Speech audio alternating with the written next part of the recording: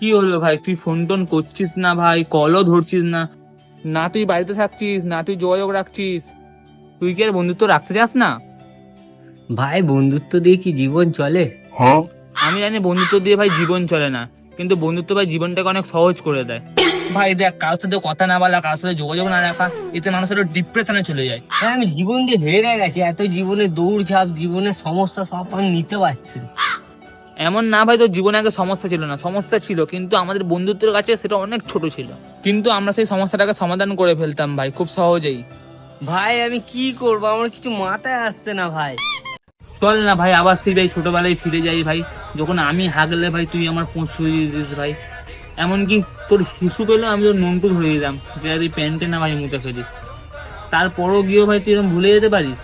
এমনকি ল্যাংটো বেলায় আমরা একসাথে ঘুরেছি ভাই, কত খেয়ে খাওয়া দাওয়া করেছি, তুই ভাই এত সহজে ভাই ভুলতে পারছিস এসব কিছু?